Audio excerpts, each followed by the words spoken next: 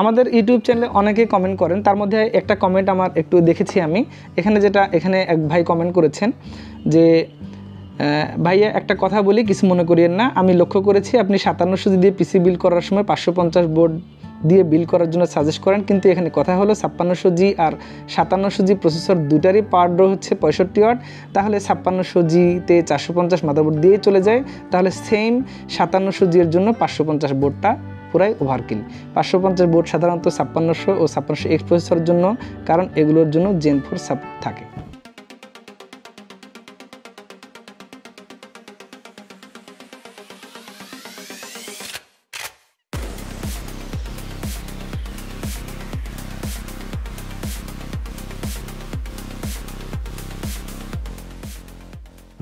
আসসালামু আলাইকুম, আশা করি আপনারা সকলে ভালো আছেন। আজকে একটু তথ্য দিয়ে দিব, যারা হয়তো পিসি বিল করবেন তাদের জন্য বেশ ভালো হবে। একটা মাদারবোর্ড কেনার ক্ষেত্রে বিশেষ করে যারা এখনও আমরা Ryzen 5600G 5700G 5600X 5700X 5800X এই টাইপের প্রসেসরগুলো দিয়ে পিসি বিল করছি, কারণ আসলে আরও হয়তো অনেকদিন এগুলো দিয়ে পিসি বিল করতে হবে আমাদেরকে।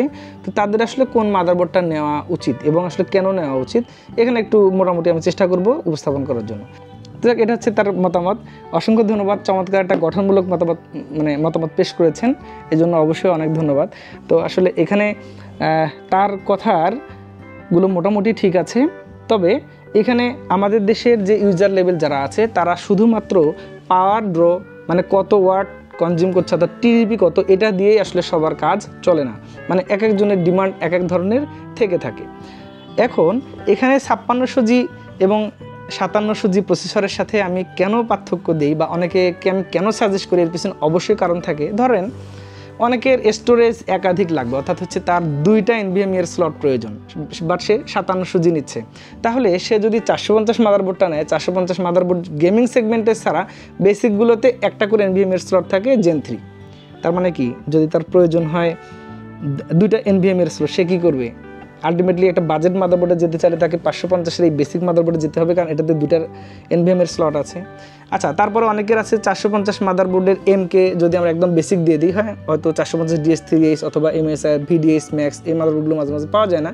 সো ওটাতে 2টা করে র্যামের স্লট থাকে, VDS Max MSI এর অথবা এখানে হচ্ছে গিগাবাইটের 450 DS3H, এগুলোতে হয়তো র্যামের স্লটটা 4টা করে থাকে, বাট এটাতে 2টা র্যামের স্লট থাকে। অনেকের প্রয়োজন হয় যে আমি ডুয়েল চ্যানেলে মোটামুটি 4টা স্লট দিয়ে কভার করবো, সো তাকে 550 মাদারবোর্ডটা নিতে হয়। আচ্ছা, আরও কিছু ফিচার আছে যে কারণে আপনি 550 নেবেন 5700G প্রসেসরের জন্য, এটা বলে দিই।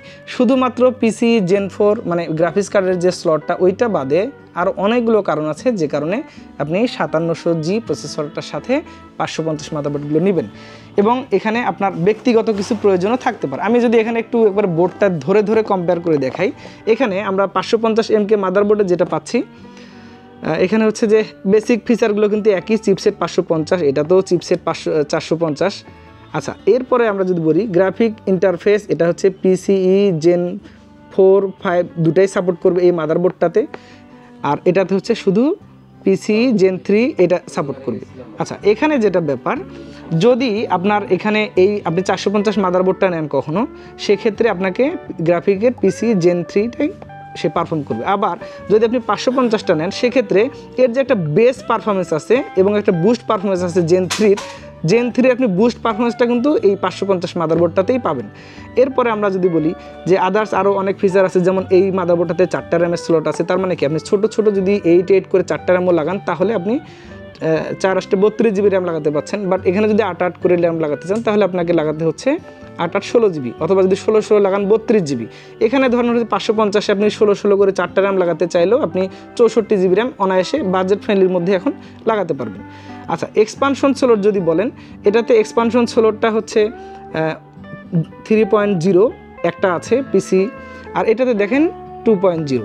আচ্ছা, এটাতে M.2 SATA যেটা আছে, এটা হলো M.2 Gen 3 একটা NVMe এর একটা স্লট আছে। আবার 550-এর এই মাদারবোর্ডটা আমি শুরুতে যেটা বললাম, এটাতে M.2 আপনি মোটামুটি এই মাদারবোর্ডটাতে 2টা স্লট আছে NVMe এর, অর্থাৎ আপনি 2টা NVMe লাগাতে, অধিকাংশ 550গুলোতে 2টা করে NVMe স্লট দেয় ইউজারদের সুবিধার জন্য। তো এগুলো হচ্ছে মোটামুটি কিন্তু বেসিক পার্থক্য। আর যেটা ফর্ম ফ্যাক্টরেও এটা এমএটিএক্স, এটাও এমএটিএক্স, একটু এই 550টার মাদারবোর্ডটা একটু তুলনামূলক এমএটিএক্স হলেও 4টা র্যামের স্লট হওয়ার কারণে একটু কিন্তু বড় আছে। আবার এটার যদি মাদারবোর্ডের ফর্ম ফ্যাক্টরটা দেখেন তাহলে দেখবেন যে এটা কিন্তু তুলনামূলক ছোট আছে। তো যাক, এগুলো কিন্তু একটা বেসিক ফিচার। মানে আপনি যখন একটা মাদারবোর্ড কিনবেন, আপনি তো শুধুমাত্র একটু ওই হালকা পাতলা পারফরমেন্সের জন্য কিনবেন না, কখনো একটু ভালো কাজ করবেন, একটু ভারী কাজ করবেন, কখনো হয়তো আপনি একটা ভালো গ্রাফিক্স কার্ড লাগাবেন। ওই যে আমি একটা কথা বললাম যে আপনি একটা Gen 4 NVMe লাগাবেন বা Gen 3 লাগাবেন। একটা Gen 3 NVMe ধরুন যে 3300 রিডার স্পিড হাইস্ট। নর্মালি বাজারে যে Gen 3 NVMe গুলো পাওয়া যায় বেশিরভাগ কিন্তু কম থাকে। বাট আপনি একটা 550MK মাদারবোর্ডে যদি একটা Gen 4 NVMe লাগান তাহলে সুবিধাটা কোথায়? মানে তাতে যেটা হচ্ছে আপনি Gen 3 এর সর্বোচ্চ স্পিডটা আপনি Gen 4 থেকে নিতে পারবেন। সো এটা কিন্তু একটা অ্যাডভান্টেজ থাকেই। সো এটাতেও Gen 4টা নেওয়া যে একেবারে ওভারকিল তা না, মানে একবারে বেস পারফরমেন্সটা কিন্তু আপনি ভালো পাচ্ছেন। ইভেন আরও একটু চিন্তা করেন যে ভবিষ্যতে একটু সুইচ করলে ধরুন যে একটু আরও ভালো হলো। আর যেহেতু এটাতে 2টা NVMe স্লট থাকে, এটা কিন্তু অবশ্যই অনেকের বাজেটের মধ্যে একটা বেটার প্রোডাক্ট হয়। তো যাক, আসলে এইগুলো কারণেই 550 মাদারবোর্ডগুলো 5700G এই প্রসেসরগুলোর জন্য আমি একটু বেশি সাজেস্ট করি। তো আমার মনে হয় যে যারা 5700G প্রসেসর নেন তারা এমনিতেই চান যে একটু better performance, better feature, better quality, এগুলোর জন্য আরও বেটার কিছু ধরুন NVMe, SSD, হাবিজাবি একটু বেশি যাতে সাপোর্ট করে এই টাইপের ফিচারগুলো। আরও একটু বেসিক যদি বলি, ধরুন এই মাদারবোর্ডটা আমি আরেকটু সাজেস্ট করি। এর পিছনে কারণ হলো যে অনেকের প্রয়োজন হয় যে বেশি একটু USB পোর্ট, যারা হয়তো একটু ডাউনলোডের বিজনেস করেন, ডাটা ট্রান্সফারের কাজগুলো করেন, তাদের একটু বেশি USB পোর্ট প্রয়োজন হয়। ওটার চাইতে এটাতে USB পোর্টগুলো একটু বেশি থাকে। এছাড়া আদার্স আরও ল্যান পোর্টের পারফরমেন্স কিছু আছে, এগুলো তো ওয়াইফাই পারফরমেন্সগুলো তুলনামূলক বেশি পাবে 450-এর চাইতে। তো এই কারণগুলোতেই আমি বেশি সাজেস্ট করি যে আপনি যদি কখনো 5700G দিয়ে একটা বিল করেন, একটা 550 মাদারবোর্ড অবশ্যই একটা বেটার। এই প্রসেসরটাতে আপনাকে অনেকগুলো পারফরমেন্স তুলনামূলক ভালো দেবে 450-এর চাইতে। আচ্ছা, তার মানে কি 450 এটা দিয়ে আপনার চলবে না? অবশ্যই এটা দিয়ে চলবে। যদি আপনার বাজেট না থাকে, প্রয়োজন নাই তো, যদি আপনার সম্ভাবনা এমনটাই হয় যে না আমি অতটা তো ঝামেলা করব না, অত আমার ভালো পারফরমেন্সের প্রয়োজন নাই, অত আমার ফিচার প্রয়োজন নাই, আমার একটা NVMe হলে যথেষ্ট, আমি ছোট 2টা র্যাম লাগালে আমার চলে যাবে, দরকার নেই তো আপনার খরচ বাড়ানোর। বাট আপনার সুযোগ আছে, যদি আপনি ফিউচারে কিছুটা বাড়ান, একটু 550টাই আপনাকে দেখবেন যে অনেক ক্ষেত্রে বেশি পারফরমেন্স দিবে। তো অবশ্যই আপনারা চেষ্টা করবেন যে পিসির কনফিগার অনুযায়ী, প্রসেসর অনুযায়ী মাদারবোর্ডটাকে চয়েসের তালিকা রাখার জন্য। মাদারবোর্ডটার চিপসেটটা আপডেট হলেই আপনি অনেক কিছুতে দেখবেন যে তুলনামূলক পারফরমেন্সটাও কিছুটা আপনার আপডেট হয়ে যাবে, কারণ আপনি তো টাকা খরচ করলেন ওইটার জন্য। ইভেন আপনি যদি 5700G দিয়ে বিভিন্ন প্ল্যাটফর্মে সার্চ করেন, দেখবেন যে 5700G প্রসেসরের সাথে বেশিরভাগ তারা সাজেস্ট করছে 550, 570 এই টাইপের প্রসেসরগুলো। হ্যাঁ, আপনি 5700X এর জন্য তো আর স্পেশালি 550 নিতেই হবে। অনেকে 5700X প্রসেসরের সাথেও 450 নেন না, 5700X এর সাথে অবশ্যই আপনি 550 নেবেন, 5600X এর সাথে অবশ্যই 550 নেবেন। তবে G এবং G ছাড়া প্রসেসরগুলোতেও নেওয়াটা একেবারে অপরাধ না। এটা নিলেও তুলনামূলক বেসিক মাদারবোর্ডের চাইতে এই চিপসেটে একটু পারফরমেন্স বেশি পাওয়া যায়।